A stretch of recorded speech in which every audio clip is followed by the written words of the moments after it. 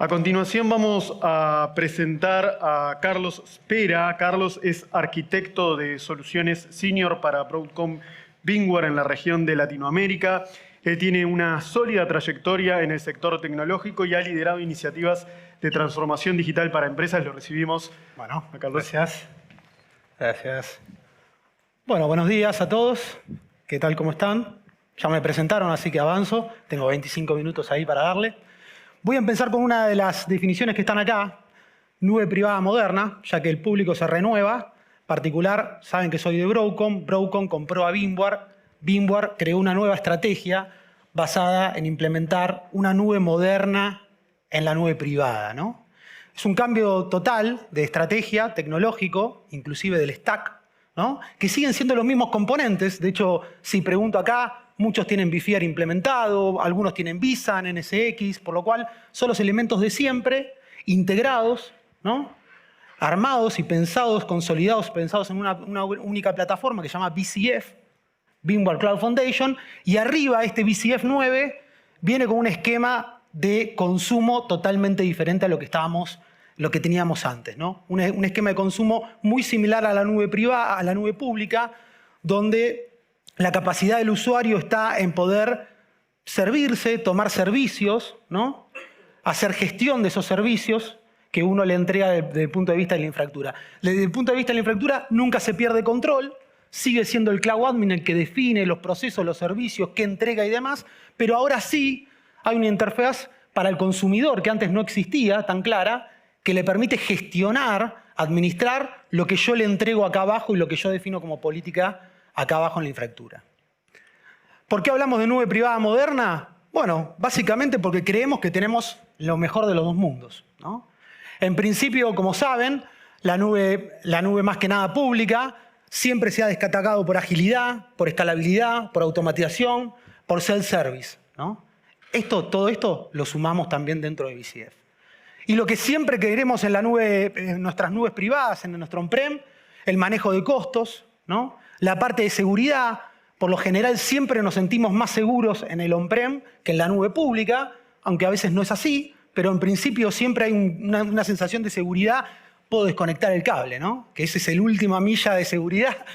Pego el poleo del cable, estoy ahí. El único lugar que lo puedo hacer realmente es en un data center físico, además de poder controlar el acceso y todo lo que viene a colación, ¿no? Hoy hablamos un montón de ataques, pero hay muchísimos ataques que tienen que ver con justamente engañar, penetrar físicamente a las facilities y generar, obviamente, ataques muy interesantes también. La parte de resiliencia y la parte de soberanía, esto es algo muy importante, tiene que ver con la soberanía de los datos, ¿no?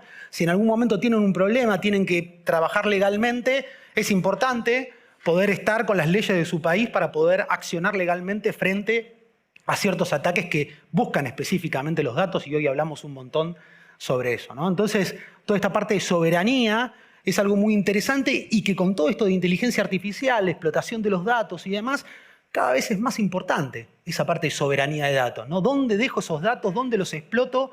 Y después, ¿cómo puedo hacer, si los exploto en otro lado, asegurarme de que después lo puedo traer si lo necesito hacer, ¿no? Entonces eso es muy complejo. En la nube privada eso está intrínseco y es parte de eso. Dentro de esta plataforma o esta nube moderna privada, o Modern Private Cloud, como le denominamos nosotros tenemos la seguridad intrínseca. Siempre tuvimos componentes de seguridad incluidos dentro de nuestra plataforma. Muchos de ustedes ya los configuran naturalmente en la parte de vSphere, NSX, vSAN, pero se compone a partir de ese tipo de estrategia, ¿no? Entonces, les voy a traer acá a un tipazo, Larry Tesler, por ahí lo conocen, por ahí no, un pionero de la computación, una persona que se dedicó toda su vida profesional en simplificar el uso de la tecnología. Este muchacho que está acá ya no está más con nosotros, sino era digno para que le pegamos un aplauso y además tomar una cerveza. Es el que inventó el cut, copy and paste, muchachos. Que algo que usamos en la diaria para todo, lo que podemos usarlo, sin ninguna duda, un tipo que tenía una visión muy interesante. Ha trabajado en Xerox, en Apple, en Amazon, en Yahoo. Trabajó en todas las empresas, trabajando siempre en las interfaces, ¿no? Y este Larry, por toda su innovación y particularmente visión en ese nicho de mercado específico de simplificar la complejidad, armaron una ley que se llama la ley de Tesler, que es la ley de la conservación de la complejidad, ¿no?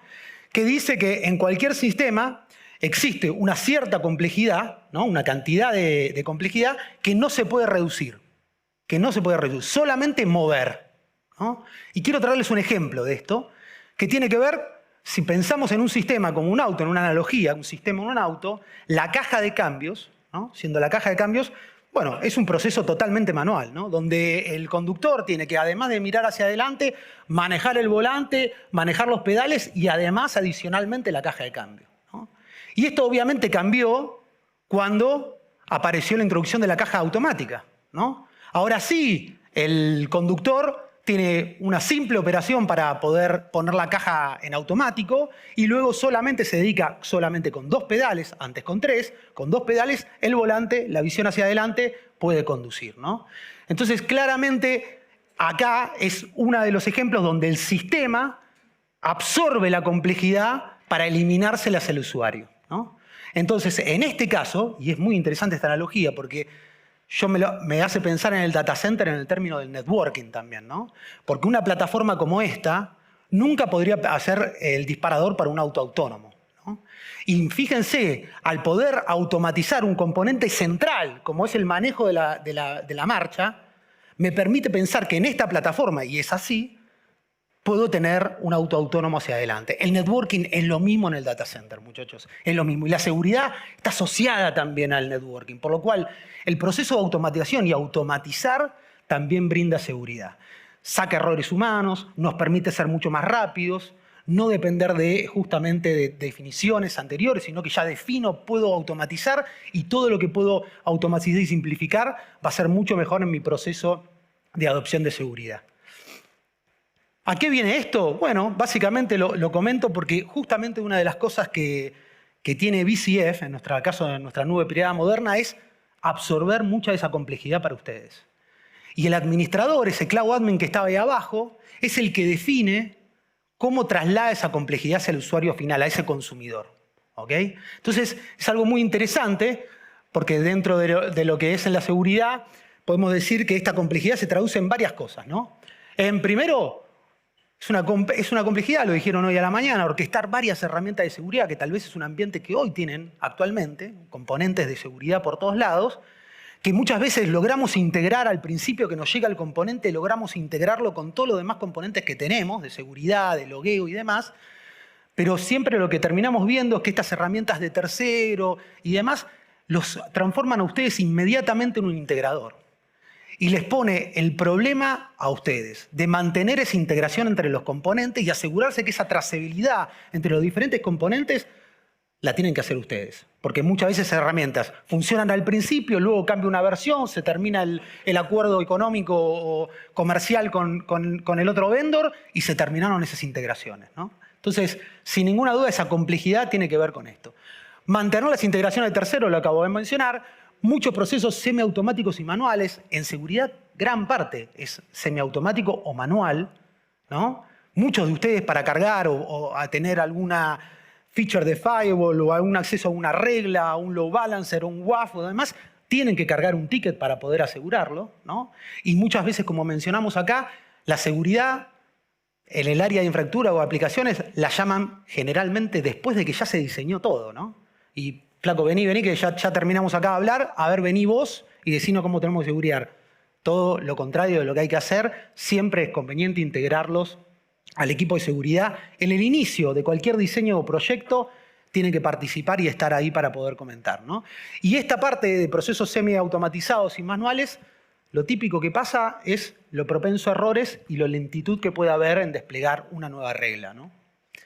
Brecha de seguridad debido a la falta de visibilidad y trazabilidad entre capas. Esto se debe al primer punto también, entre los diferentes actores que tengo de componentes de seguridad. Esa trazabilidad, por lo general, queda como responsabilidad de ustedes, porque la herramienta de terceros y los diferentes vendors no te generan una única trazabilidad. Entonces, muchas veces tenés que vos a trabajar con algunas planillas por un lado, con información como la tenés por un lado, con algún dashboard más automatizado por otro, ¿no? Pero, en definitiva, te transforma a vos en el tener que mirar todo eso, poner el análisis de tu parte para poder simplificar y poder hacer esa trazabilidad. Por lo general, los equipos de seguridad son chicos, ¿no? Me ha pasado, obviamente hay de todo en el mercado, pero por lo general son equipos chicos y que generalmente están sobrecargados con tareas de día 2, ¿no? Entonces, toda la parte de diseño o estrategia, muchas veces, bueno, queremos sumar, ¿no? La gente de aplicación dice, no, yo los quiero sumar a lo de seguridad, pero nunca pueden venir. Bueno, eso pasa mucho también, ¿no? Esa falta de disponibilidad para poder acercarse y participar de los demás proyectos, ya que seguridad es cross a todo lo que está en nuestro data center, hace muy difícil también a veces poder sumarlos dentro del proyecto y que participen desde el inicio o de la génesis del proyecto. Bueno, y esto es claramente, ¿no? Creo que me quedo con lo último, ¿no? Esto de mover la complejidad al usuario final, obviamente aumenta el riesgo, ¿no? Si yo todo esto lo hago cada vez más complejo, totalmente manual, es muy posible que o llegue tarde, o tenga problemas para poder deployar las políticas de seguridad, o seguramente encuentre inconvenientes en el momento de poder resolver temas de seguridad y trabajar sobre los proyectos en conjunto. Por lo cual, esto es algo importante. Y una de las diferencias de nuestra plataforma es justamente la que le había mencionado antes. VCF permite absorber mucha de esta complejidad a partir de la integración de sus componentes de seguridad dentro de la plataforma, adicionalmente a tener una plataforma mucho más completa en términos de seguridad intrínseca. Lo vamos a ver acá, ¿no? Hacia adentro de nosotros tenemos 3 layers de seguridad, ¿no? El primero es los componentes que tenemos dentro del VCF, ¿no? Que son el vFear, el vSAN, NSX, ¿no? Componentes core que están dentro de nuestra plataforma y que cada uno de esos componentes se puede harderizar de forma independiente, pero también de forma integral. Por lo cual hay guías específicas de diseño para cada uno de estos componentes asegurándola. Muchos de ustedes tienen vFear dentro de sus organizaciones. Les recomiendo enormemente poder sentarse con el área de seguridad o el área de seguridad misma y bajar las guías de diseño de Platform Hardening, que son espectaculares, están bien armadas, hechas por nuestros ingenieros directamente para ustedes, para que sean aplicadas dentro de su infraestructura. Por lo cual es algo que pueden hacer de forma inmediata. Y de esta manera también reducen la superficie de ataque que van a tener, ¿no? Otra segunda capa que tiene que ver con componentes de seguridad mucho más activos, que tiene que ver con el firewall, ¿no? Firewall de movimiento lateral, hoy hablamos muchísimo de movimiento lateral, es el típico ataque del ransomware, ¿no? Entro, o cualquier ataque, penetro por algún lado, comprando credenciales, no me importa, accedo, y una vez que estoy adentro, me muevo lateralmente todo lo que puedo para poder infectar o lograr el acceso a los datos que necesito. Ese movimiento lateral nosotros lo tenemos muy identificado y tenemos justamente todo un portfolio alrededor de lo que es el lateral security. Recuerden que para nosotros el lateral security es algo muy importante. Somos un servidor que se virtualiza y que por dentro están corriendo muchas aplicaciones.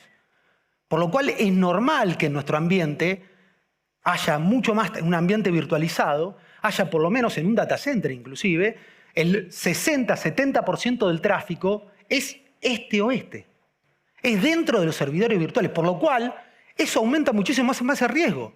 Porque si todo sería norte-sur, ponemos firewall perimetrales y nos vemos. Ya está. Si la información va a ir solamente para arriba, listo, protegemos como veníamos protegiendo hace muchos años, ¿no? Toda la parte de cliente-servidor siempre lo protegíamos con firewall frontera, ¿no? O gateway firewall. Pero ahora en el lateral security, adentro de eso, la típica estrategia que hacemos cuando no tenemos un componente que está en el ambiente virtual es penalizar a la red, ¿no? Es sacar el tráfico del clúster virtual por mi imposibilidad de poder segurizarlo, tirarlo hacia el ambiente físico, ir para la parte de networking, pasarlo por el firewall físico y volver a meterlo en el ambiente virtual. Totalmente ineficiente. Y si ustedes ven, acá estuvo la gente de Amazon, si ustedes ven cómo se trabaja la seguridad en un ambiente de nube, no pasa eso. No existe eso. En Amazon ustedes no van a sacar el tráfico de una máquina para pasarlo por un equipo de seguridad físico para volver a introducirlo. Por lo general, los servicios concéntricos a la máquina virtual, que es lo que quiero custodiar, en mi caso, están cerca de la máquina virtual, no afuera del ambiente virtual. Porque los requiero cerca, los requiero que sean flexibles, idealmente estén definidos por software y que me los permita automatizar, ¿no? Por eso acá nosotros en este componente que es de Advanced Security tenemos toda la capa de lo que es BDFN, que son el firewall distribuido, gateway firewall y de SIPS incluido, ¿no? con una condición única. Somos los dueños del hipervisor, por lo cual nuestra integración con el hipervisor es única. ¿Por qué es única? No necesitamos agentes. Muchos de los que conversaron hoy acá, para introducirse en el ambiente de VMware, requieren poner agentes. Nosotros no necesitamos eso. Somos los dueños del hipervisor y por lo cual ese firewall que estoy mencionando ahí es un ciudadano de primera en mi hipervisor. Somos los únicos que podemos hacer ese detalle. Y por supuesto, cualquier estrategia de seguridad, lo vimos hoy, requiere de una estrategia de recuperación, ¿no? Tengo para proteger, tengo para mitigar los ataques, evitarlos, pero también me tengo que preparar para poder, obviamente, defenderme y recuperarme. Dentro de esa recuperación nosotros tenemos todo un portfolio completo ahí arriba también. Hoy no lo vamos a estar evaluando, pero sí tiene la capacidad de, por ejemplo, poner lo que es un ambiente virtual en un segundo data center para poder desplegar lo que se llama el IRE, ¿no? Que es este ambiente aislado de recuperación frente a un ataque de ransomware, ¿no? Muchos mencionaron, no, sí, voy al otro data center y en el otro data center automáticamente. Bueno, lo que sabemos acá no es así. Es muy difícil realmente mover una carga de trabajo del otro lado, reglas de firewall físicas, networking, DNS, un montón de cosas pasan que tienen que estar orquestadas en la plomería dura abajo para que yo pueda hacer ese movimiento ahí. Algo que nosotros podemos hacer es justamente eso. Nosotros somos esa plomería en la infraestructura, ¿no? Y somos esa plomería definida por software, por lo cual a nosotros nos pueden programar y automatizar. Bien, dentro de ese firewall, de esa capa de seguridad lateral, tenemos lo que se denomina el firewall que se llama vDefend. Este firewall tiene capacidades únicas de integración con vFear, pero particularmente de movimiento, de evitar movimientos laterales. Lo que es macro segmentación lo resolvemos con el vDefend y podemos proteger tanto VMs, containers y bare metal. Por lo cual podemos dar una protección completa en todo el data center. En el caso de los bare metal, sí usamos agentes, como cualquier otro, para poder protegerlo. En el caso de las VMs y containers, está nativo dentro del ambiente. Para los contenedores, a partir de esa seguridad intrínseca que tiene nuestra plataforma, de muchas capas, múltiples capas, yo tengo el contenedor en el medio y fíjense que yo tengo 6 capas de protección que le puedo ofrecer al contenedor que está corriendo dentro de vFear. Frente a un clúster común de Kubernetes, donde solamente tengo el clúster y el namespace que me protege para poder definir esa protección del contenedor. Por lo cual, en este caso también tenemos una protección muy interesante para todo lo que son cargas modernas, ¿no? Cualquiera que esté mencionando acá, temas de DevOps, contenedores, temas de AI, corre todo en microservicios. Por lo cual vas a requerir VMs, pero también proteger contenedores, backupear contenedores y trabajar en el ambiente de contenedores es extremadamente importante hoy en el data center. Nuestro portfolio, como mencionamos, tiene una integración única, ¿no? Nuestros componentes están integrados, viven nativamente. El vDefend no es un componente adicional, sino que es un servicio dentro del kernel de vFear. Por lo cual es algo que ustedes activan el licenciamiento y ponen appliance de control plane, pero básicamente está corriendo ya en el vFear esperando que ustedes lo activen. Por lo cual esa integración entre las capas, tanto en el firewall distribuido como en el gateway firewall, que es el mismo producto, me permiten subir hacia capas superiores agregando componentes como IDS, IPS, Sandbox, NTA, NDR, y todo esto reporta, como estos sensores que tengo distribuidos en mi infraestructura virtual, reportan a una capa que se llama Security Intelligence, ¿no? Ese Security Intelligence lo que le permite a ustedes es generar y crear y administrar las reglas o las políticas de seguridad, ¿no? Este muchacho obviamente tiene Machine Learning, inteligencia artificial, obvio, para permitirles a ustedes hacer y acelerar esa decisión y esas reglas, pero esa está la capa de inteligencia que tenemos, que está incluida dentro de nuestra estrategia de seguridad. ¿Cómo segurizamos un ambiente de VCF, un ambiente de nube privada moderna? Bueno, básicamente podemos tener estos componentes, ¿no? A partir del vDefend poder tener un gateway firewall de entrada hacia nuestro ambiente virtual. Luego hacia adentro podemos tener lo que se llama el distributed firewall. Vamos a ver una estrategia de cómo implementar un distributed firewall. Y también en algunos casos, algunas cargas de trabajo, ambiente de producción, sumar el IDS IPS puede hacerse necesario también para poder proteger con ciertas firmas. Por supuesto la parte de ATP también para poder tener análisis de tráfico y demás, que toda la parte de Advanced Threat Protection y por lo último, la aplicación que está adentro del servidor virtual. Arriba el Security Intelligence, que me permite absorber y tomar métricas de todos estos componentes que tengo distribuidos en mi ambiente virtual, simplificándome todo lo que sea la recomendación de políticas y básicamente de armado de políticas, ¿no? Bien. Obviamente, todo eso es plug and play en el caso del vSphere, ya que, como decíamos, está súper integrado. ¿Cómo es una estrategia para integrar el concepto de lateral security en un ambiente brownfield? A donde están ustedes, ¿no? Clásicamente, vienen, compran el vDefend, tienen un ambiente de vSphere en su data center. ¿Cómo implementan esto? Rápidamente. Una estrategia rápida, ¿no? Primero veamos qué componentes o qué tráfico existe en esto de lateral security. 3 tipos de tráfico. 1, common services o servicios comunes o servicios de infraestructura, ¿no? Lo vamos a describir. El primer tráfico. Segundo, el tráfico entre ambientes. Y tercero, el tráfico, uno de los más importantes, el tráfico de aplicaciones, ¿no? Estos 3 tráficos son parte de lo que se llama lateral security o zero trust, también como se denomina con el NIST, la estrategia de zero trust.